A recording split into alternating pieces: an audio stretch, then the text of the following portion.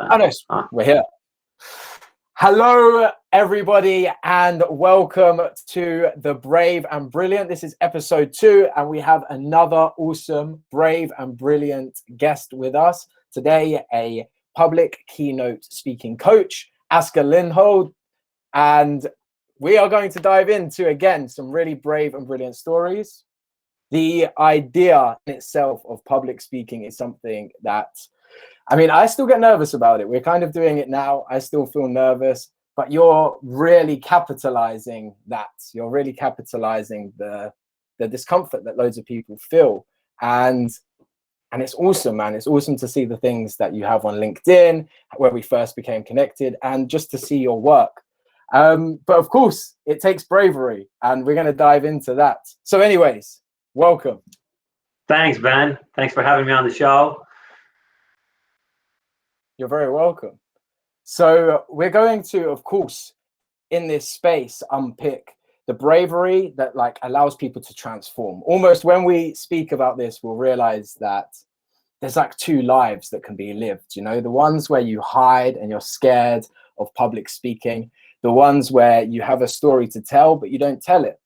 And it would be just awesome to kind of reflect on those two differences. So what you were up to before you got into public speaking, and then how you got into it, really. So what was the first big brave steps for you getting into this world?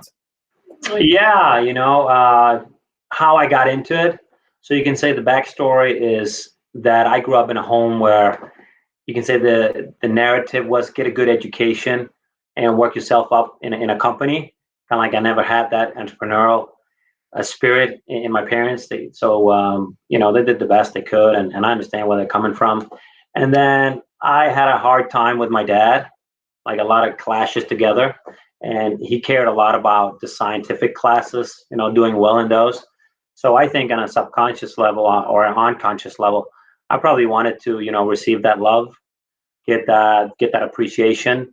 So I ended up studying to become an engineer. And it was okay to study engineering. I had some good friends, and it was okay, got decent grades and so on. But I wasn't fully fulfilled doing it. And then I started working afterwards in a consultancy company. And I just remember the first day, I got hired. At the first day, I came in at 9, and already at 10 o'clock, I thought, holy smoke, this is very boring. I'd just been there an hour. The people were lovely. They were friendly. Nothing wrong with that. Good pay and all that, but I was just I didn't like the job. And then I remember getting a lot of advice from other people and saying, you got to stick around before it gets interesting. You got to get experience. You'll work yourself up in the company. And after about 4 years, I was like, you know what? It's still just as boring the first day. Maybe it's a few percent better, but it wasn't really good. And then I studied to become a PhD student at the engineering faculty, because a lot of my friends were doing a PhD, and I remember being a student was okay, but it just ended up being way worse because I'm quite an extrovert. I like being with people, and when you're doing a PhD project, you are mainly by yourself. You have supervisors to help you, but it's a lonely job to do it. You got to do the research, everything by yourself, more or less. And then I discovered, you got to change. You got to find something you really like, because this will eat you up. But it's hard. It's hard to change career, especially when you have a kid on the way. I remember telling my girlfriend, she was girlfriend at that time. Now she's my wife. I remember how I was sitting there in the couch in the living room, and we sat and looked at each other, and I said to her, you know what? I don't want to work as an engineer. It's not what fulfills me. And I could see she was afraid, right? Who are you? What do you want to do? How do you want to make money? And I said, I don't know how to do it. I don't know how to do it, but I just know this is not the way for me. But don't worry, I will support you. I will support our kid that's on the way, but I need to make a plan to find something I love to do. And I think that calmed her down a bit. But I was scared myself too. And then I've done different things to kind of find my passion. But the first realization was really, okay, I don't like this. And being honest with myself, I think too many people are lying to themselves and saying, or at least to other people saying, you know what, this is a great job, I love it. You know, I remember when I opened up to people and said, you know what, I'm not happy in my job. I don't like it.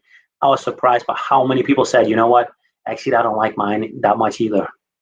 Um, so I think the first thing is really recognizing for yourself what is it you like and what you don't like.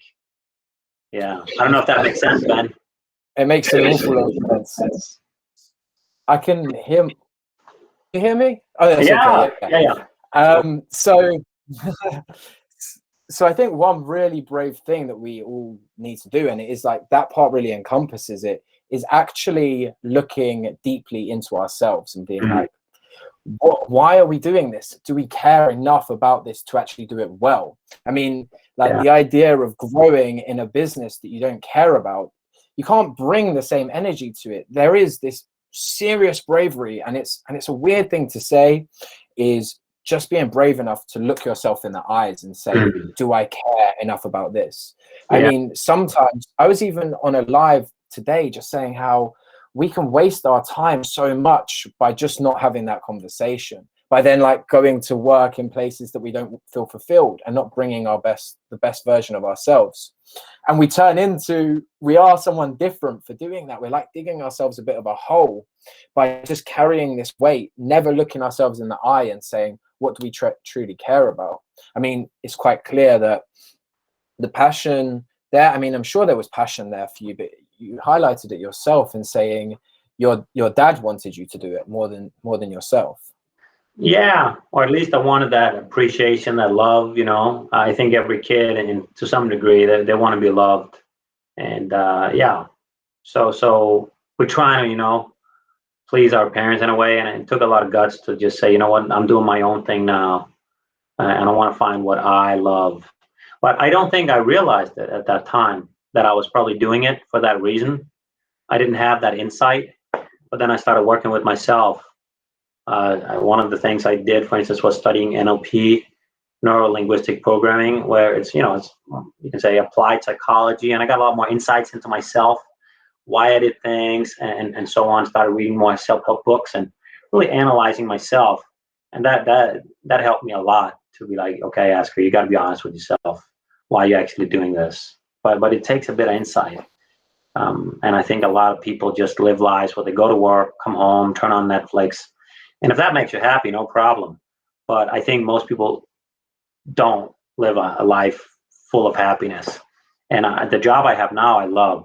So, you know, besides loving my job, I also come home way more energized. So everything gets better. It's like if you live in a half day crap, the other day is not going to be awesome. It's going to be maybe pretty good at best. But if you had a first half of your day when you went to work that was lovely, I mean, the second half of your day is probably going to be a lot better too. So that, sign up to the things that you really care about and actually take a second to like appreciate who you are and what things that you most want to work towards. I mean, actually working with passion is so much different to working for someone else's idea rather than your own. I think one thing before we go too much further into it, like what you said about you came home and you said to your wife, I don't want to do this anymore. I'm not an engineer anymore, almost. And she looks at you like, well, who are you? Who are you then? What was your response at that point? Did you know who you were, or were you just trying to find out?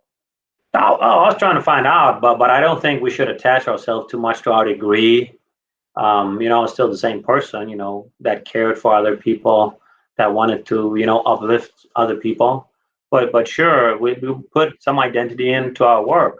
You know, it's probably one of the most common questions. If you're at a networking event or just out with friends and you meet some other people, like, what do you do? You know, what's your name? And then the second question might be, what do you do? You know, so we do put a lot of identity, at least some people do, to it. So I think I had to detach myself a little bit from this is what I studied, but it's not me. Not that I wanted to leave it behind, you know, it's part of me, but I think we are way more than our degree. We're way more than our work. Yeah. But yeah, I said to her, I don't know how to do it, but I got to find out. And so yeah. How was it that you started to find out? What kind of things did you do? How did you step into something you liked? Yeah. So I remember I started I found a group called Live Your Legend, where there's a lot of material on the webpage about how to find your passion and actually live from it. And yeah, then I met with other people who also didn't know what the hell they wanted to do with their lives. And, from some of the material that helped me, I remember one of the questions was, what would you do if you knew you would be successful? And then I had to, find out what I wanted to do. So that was a question. What would, there are loads of questions there, and that, doing that several times, looking through that, talking to other people, and just going out to a lot of networking events, doing different things. And one day I stumbled across something called Toastmasters, and that was about giving speeches.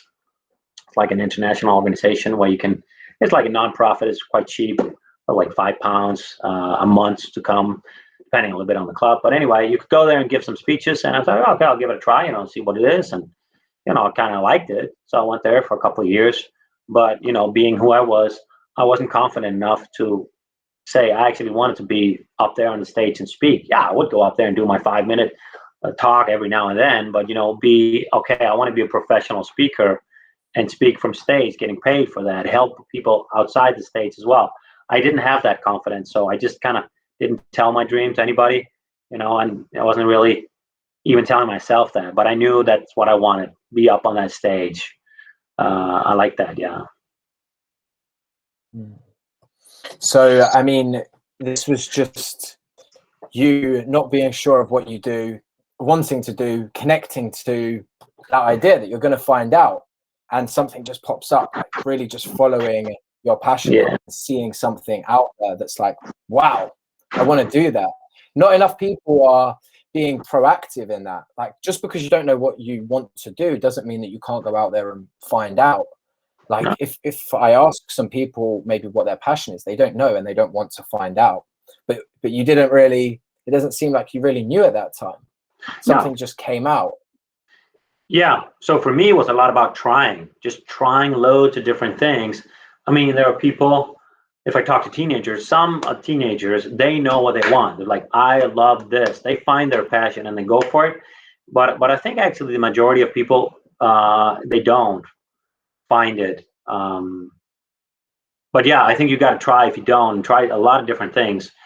And then ultimately you're going to find that thing that you really like. And I think people aren't also creative enough. Like, for instance, if you love diving, why do you have to only dive on your vacation? Why not become a diving instructor, get paid for that, and you can dive every single day, right? If you love, I don't know, tennis, why not just become a tennis trainer if you can't be a pro, right? You can still kind of be in the game. Obviously, maybe you wanted to play at Wimbledon, but okay, that didn't happen. Then you do second best, right? Mm-hmm. So I think it's also a lot about creativity and yeah, doing that, looking outside the box. So it's not just an education, do that thing. Yeah, I think there's so much more outside of it in the proactivity. Like, the education has this set structure of this is what you're going to do, this is how you're going to work that way. Instead, you can really be creative. It's like, just because it's not on the syllabus, you can go out and create your own jobs. I mean, when I used to work as a bartender, that was something that I was always aiming to do. Like, there was no events team. So I'll go out and create events. I just loved creating events. I just loved putting on a show for people in that way. I loved teaching people cocktails. And I would make that part of my practice. There's like, just because there isn't a job title for it, it doesn't mean that you can't create it. And I mean, the role that you have does have a job title, but it's like, it's one of those really cool ones, like just speaking on stages, helping people to follow that dream of like more of a, I mean, it's a hobby, but it's also something that really helps people grow in their businesses as well. There's like these niches that people just can tap into and get and find a way of doing that.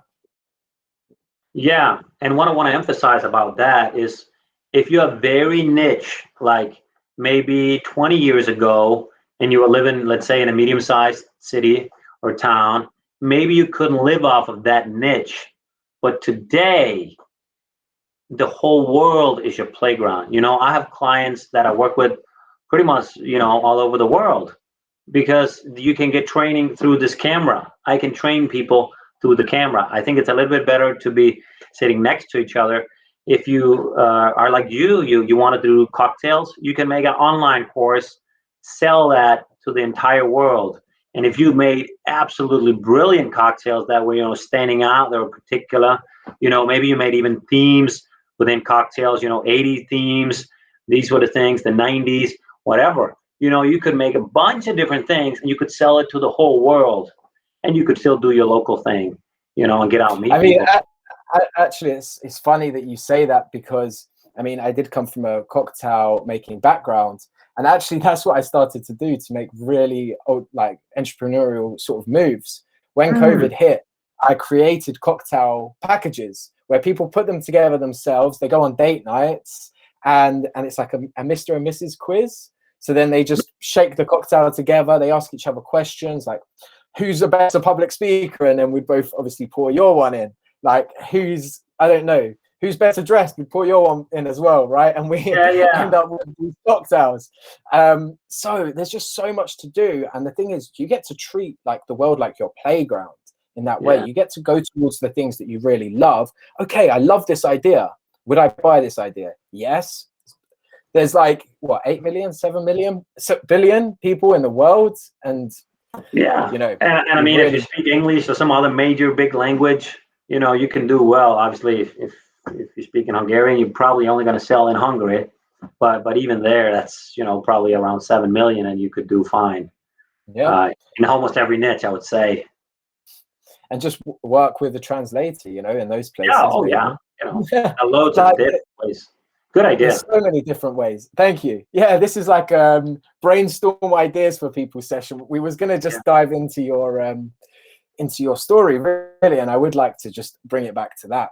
So at this in time, you're not now, but in the story, you've been turning up to these classes, and you said that you still wasn't confident enough on jumping on stage. You'd be on there for 5 minutes. But what was the feeling like at this time? Like, how did you feel turning up to these places, knowing that you'd have to speak publicly or wanting to speak publicly? How did you feel? I think I felt like most people feel. You get a lot of, you get quite self-conscious. You feel you're getting judged. And it takes a bit of, if you don't really have that self-worth, because everybody's looking at you. You are using everybody's time, but there's something about it that you need to say, you know what? I think I am worthy enough of sharing my advice to you, and feeling okay. You know what? I've done my best. I've been at home. I have read, I've prepared, I've practiced, and I'm going to give my best, and that's okay, no matter the level you have. I think if you put in the effort, it's okay, even if you aren't brilliant right away, but at least you're brave, right? So I think that's where it starts. Just, doing your best, getting up there and that's okay. I'm doing my very best. So you experienced that a few times. Yeah. Lots of fear, lots of nerves. And I still feel it when I make a video on LinkedIn, or if I have a speaking gig where I'm out speaking, I feel it. But now I got tools to handle it. I've done a lot of personal growth. So that really helps, like a ton. And I think that's the way to go. But it is scary, public speaking, because people are looking at you. They are judging you. And people sometimes say there's nothing to be afraid of. But there is. There is not a physical threat when you're doing a speech, but there is a social judgment of you. If you do really well, you will move up in the social hierarchy. And if you did really bad, you will move down. So there is something to gain and lose in that way. And I think a lot of people aren't honest about that. And I think we just think it's a physical threat. And I think there's, of course, there's no physical threat, but the threats are like how we're judged and how we're perceived in society is a threat. That's a natural threat. Now, the thing is, one thing that I think is very important, and you can agree or disagree on this and know better than me, really, is I think there should be that level of fear, right? There should be the level of fear, because that you actually care about what you're speaking about. Like, there's not so much fear just jumping on Snapchat or Instagram and posting a picture and like saying something you don't care about. Like, oh, I don't know, look at the football match. Like, no one, yeah, I don't know. It's not that important, right? It can be scary, but if you care about it, like, you know, you're presenting something you care about, and people can judge you for that. But then that's where the bravery comes from. That's where, like, your story really comes from, is you actually start saying things that you care about, and people can agree or disagree. Like, no, that's not right. You're an engineer. Like, you can't have other ideas. That's where the bravery starts, I think, actually connecting to what you're passionate about, and saying it, regardless of how people respond. Yeah. Yeah. Yeah, but you know, it's okay. We're all different. We all have different stories in our lives. We all have different experiences. So it's super cool if people don't agree. I think that's how it is, and that's how it should be. And there are so many people out there speaking and saying things, and you just got to find the ones you like. And I also think if some people don't like your message or style, it's probably more likely that some people will love your style, will love your content, rather than you being kind of mediocre and trying to please everybody slightly. If you see a guy like Gary Vaynerchuk, he will swear a lot, right? And personally, I love his style, I love his energy, but I'm sure there are people like, he's swearing that much, you know, it's a total turnoff. But I think it's better to attract 50% and they're like really into the guy, and then 50% will say, okay, this is not for me, rather than 80 or 90% like, yeah, he's kind of okay, you know. So yeah. I totally agree with you on that point as well, because I had I still have a phrase, I don't use it as much anymore, just to do with the swearing and having a bit of a niche. It's called turning a fuck you into a thank you. And that's really the essence of the brave and the brilliant, because you go towards that thing that's like, you know, you get that feeling like, the fuck you feeling, why are we here, get the hell out, like go away from this place, or that someone will judge you, and that will be your natural reaction. That's almost the thing that you want to say to them. You want to swear at them and say, hey man, like you should like my stuff, like I'm trying hard and like you're not doing anything. I don't know, however you want to react, right? But instead you turn it into a thank you, and you say, I really appreciate you giving me this necessary feedback, like someone actually coming in and saying what's good and what's bad. Now that idea has been like biased, like people like it and people don't like it. I have particular people that it just resonates with, but where I just have a lot of connection calls, where I just try my best to get on the phone with people, that's exactly how we connected. Just, do you want to talk? Like, we're both sharing a network, let's get to know each other. And it's been a few times that people have said to me, hey man, if I was to give you any advice, I wouldn't say the F word on LinkedIn, blah blah blah. It's like, yeah, I agree with you. I mean, there's some logic behind it, but I want to be niche at times. I want to say what I actually feel, and I'm very willing for you to tell me why you don't like it. I may agree or disagree, but this is my style sometimes. Yeah, I think it's good what you're doing, and obviously you can turn too many people away, I think, as well. So it is, you know, there's a little bit of being true to yourself, but there might be a little bit of adapting to the audience.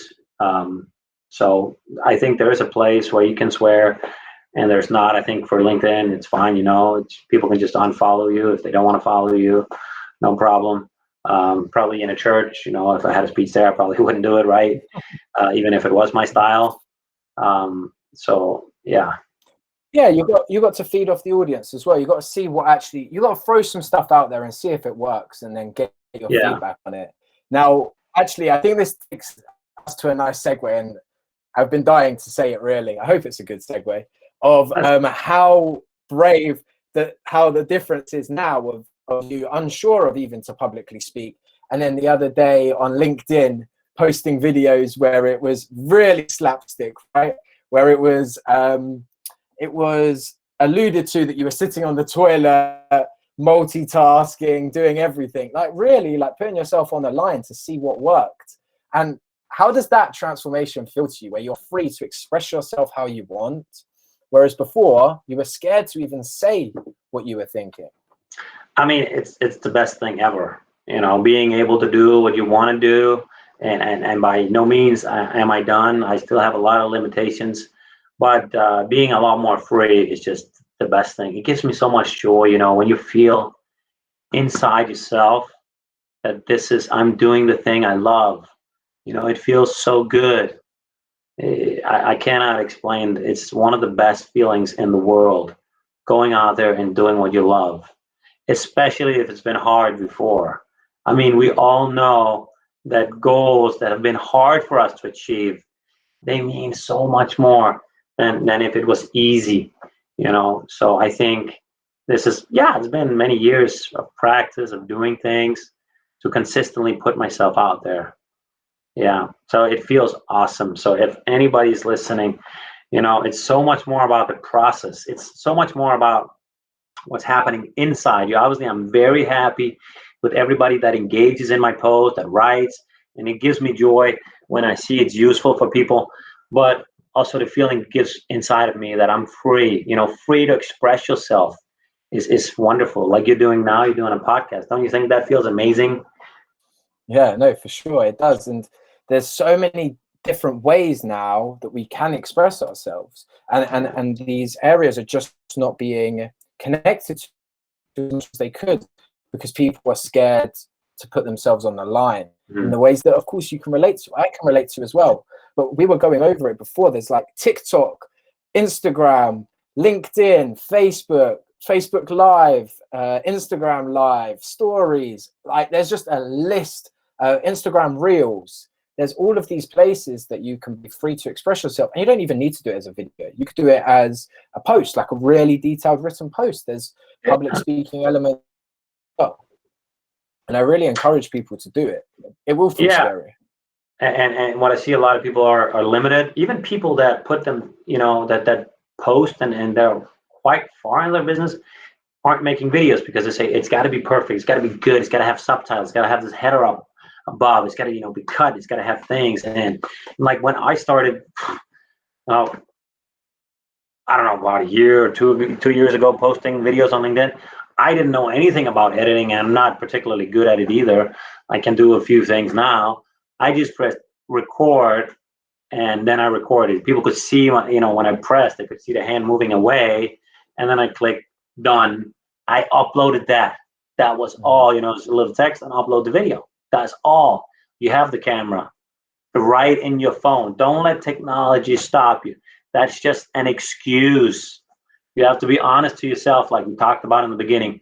It's your excuse that you don't think your camera is good enough, your sound is not good enough, that the lighting's not good enough. You're lying to yourself. If you're passionate, you have a great message, you got to put it out there. The lighting, that's microphone, is like 5-10%. So 90% is you speaking, giving good advice and giving the energy to people.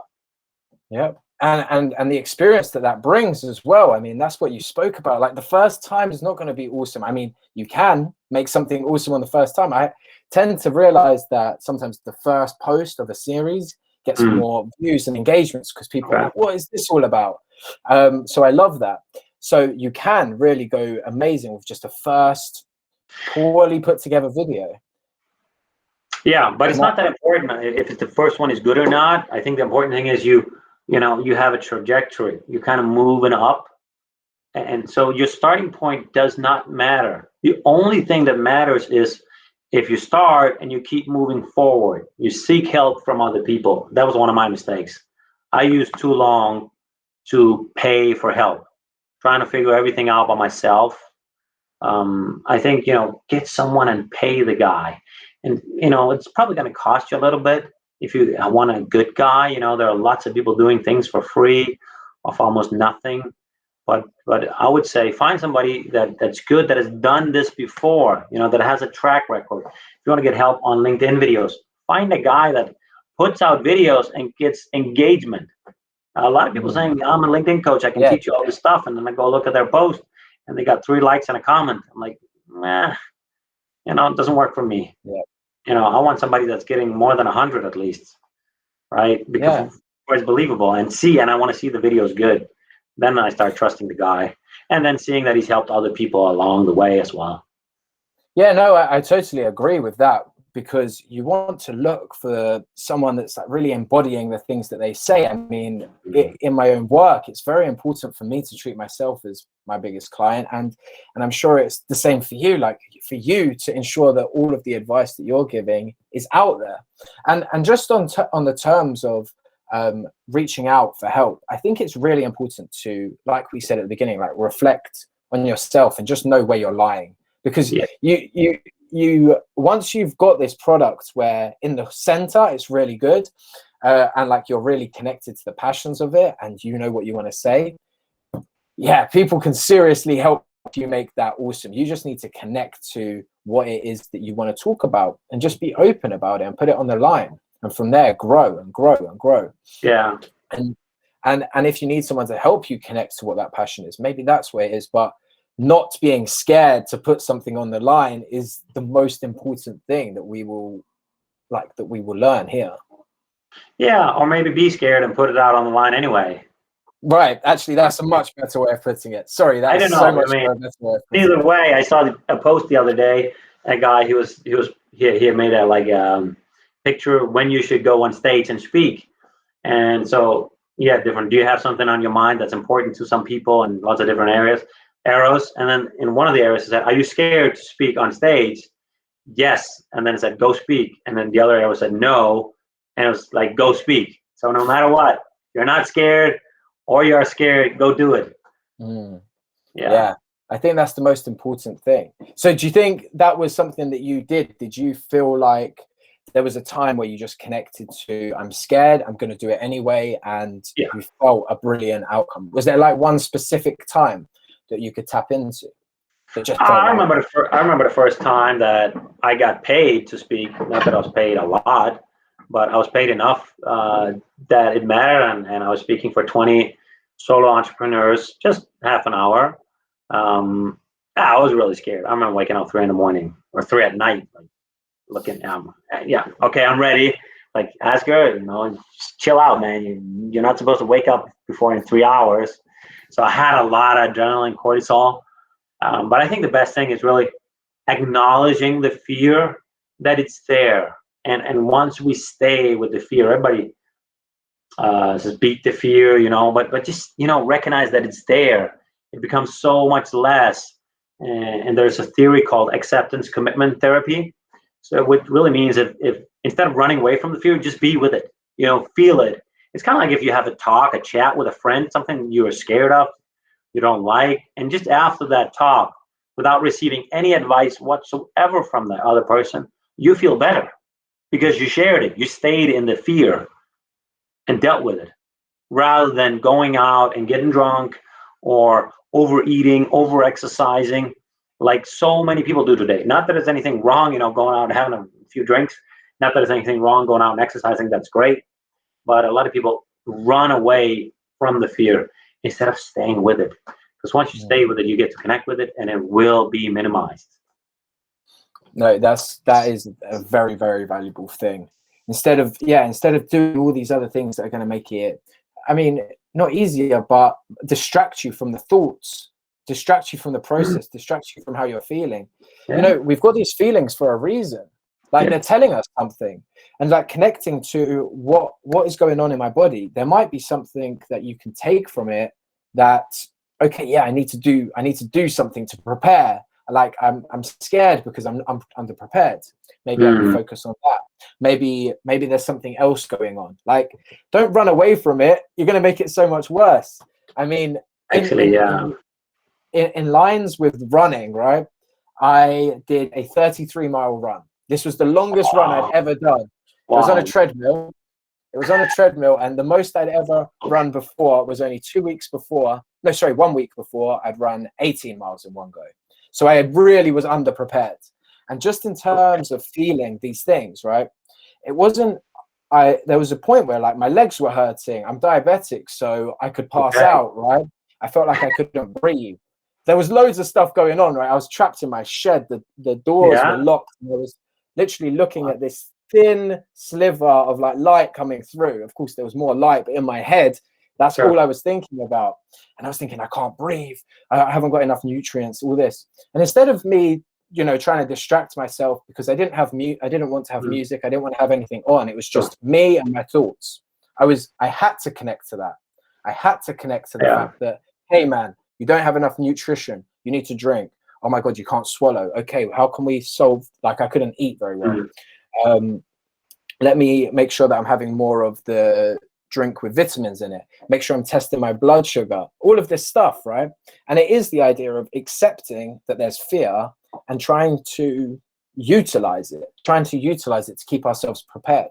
Now, there is a time that we're going to feel like we don't believe in ourselves. We don't believe we can get through this. We don't think that this is going to be possible. We don't believe that we're going to deliver an amazing speech.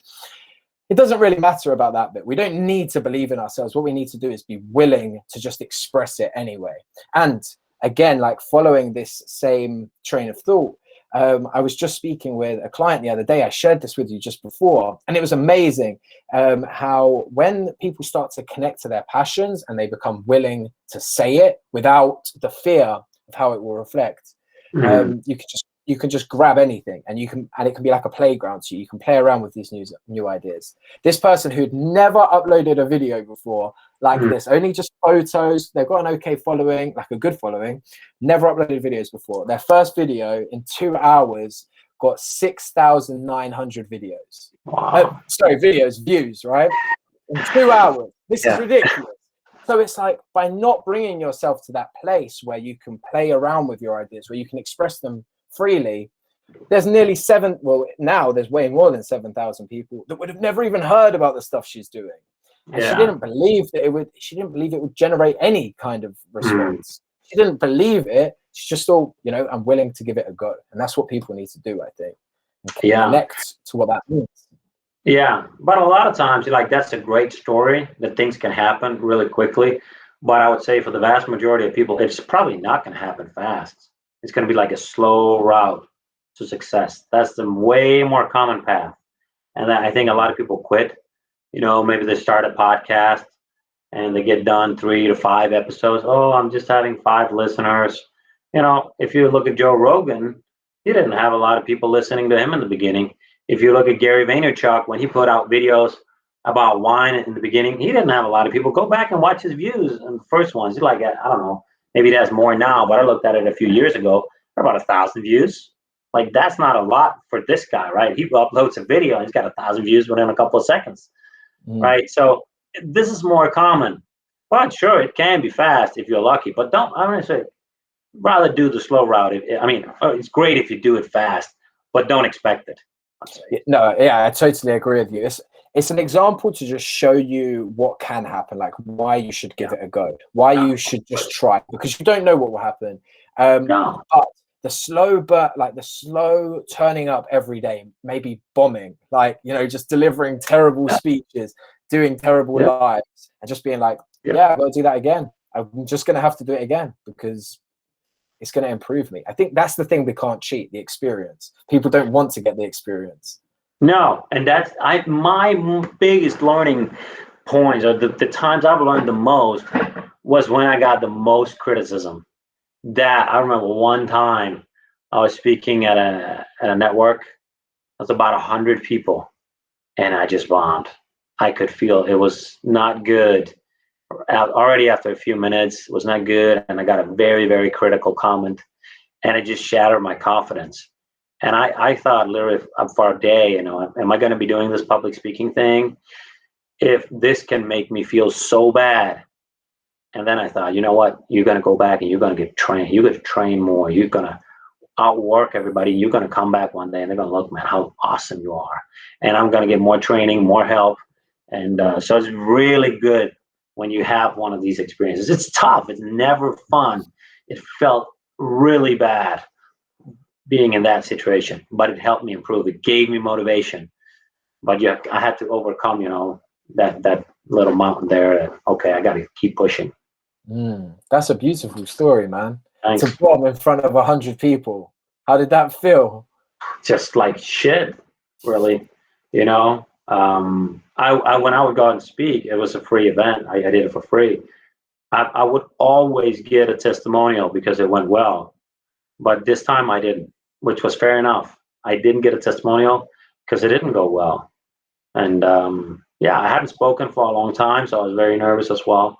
Because at that time, my twins were about, I think, 7 or 6 months. So I hadn't spoken actually a little bit more than half a year, because when they're that small, I was like, I couldn't do it. I was just, you know, a walking zombie because of lack of sleep. But then I got that speaking gig, so I just felt terrible. But I got training, I got help, I got some therapy, and I overcame that thing, and you know, did a lot of visualization about that, and that really helped me. I think one of the things that creates the fear is uncertainty. So if you can visualize every scenario in your head that's going to happen, your fear will be minimized. And I see a lot of people talking about visualization. Visualize yourself doing really well. The people are smiling, they're laughing, they're having a good time. Sure, that's good to visualize. But what about visualizing, oh, there's an old grumpy guy sitting over there in the corner. He's on another one in the phone. Because that can happen if you come. How are you going to react to that? How is your brain and body prepared if this is going to happen? Is it prepared if you get a really tough question or some angry dude that says a negative comment? How you can handle that? Because you are going to experience that no matter who you are. It's always there are going to be tough times. So I think that's one of the myths within visualization. You got to visualize the tough scenarios too. How are you going to handle that? And that was one of the key things that helped me so much. I think it speaks to, there's a famous Mike Tyson quote, right, where it's like, everyone has a plan until they get punched in the mouth or punched in the jaw. And that's essentially what it is. Like, you can plan all these like amazing things to happen, but you have to be ready for it to experience the bombing as well. And that's where the growth happens. That's where the real growth happens. That's where the brave and the brilliant happens, you know, like realizing that this has been scary, that this wasn't fun, and coming out brilliant. Like, that's where I think the fear is the precursor to the brilliance, always. Yeah. That is the most common, because you know what, if there wasn't fear, probably a lot more people would do it. So the more scary it is, the better, because the fewer people will go for it. Right. So I'm like, oh, this is scary shit going up on stage. Great, because fewer people will do it. Less competition. Right. Yeah. And that just rings to another quote that I know, is to become uncommon amongst uncommon men. That's a David Goggins quote. I don't know if you're familiar with him, but the idea of doing the things that no one wants to do and being amazing at them, being like the best at those really difficult tasks. And you can just find them by looking at what's most scary. Where does no one else want to place themselves? Being that person. I think that's amazing. Yeah, that's true. I think, fear shouldn't stop us. It should move us forward. It's often a compass to guide us. Oh, you're scared of that? That probably means you should do it. There's a good chance you should do it, at least, right? Instead of running away from it. That is. I mean, I've been saying that as well. Like, you can do something scary and then look deeper as to where was it scary? In what places was it scary? Where do you need to guide your attention again? If you're scared of it, like you say, if you're scared of it, it probably means you need to take an action upon it. Yeah. I think that summarizes everything so well. So I kind of don't want to dilute it from this point. It's come to such a nice sort of like ending. If you're scared of something, that probably means you should do it. If you want to become one of the brave and brilliant, take that advice. Well said, Ben. So thank you. You said it. You said it. You said it. I repeated it. All right. You got me. So I caught you red-handed. Okay, guys. So thank you so much for joining us. And again, thank you for being here, for being another brave and brilliant guest. It's been awesome. I'll speak to you all very soon. Thanks for having me, Ben. It was a pleasure. No worries, man.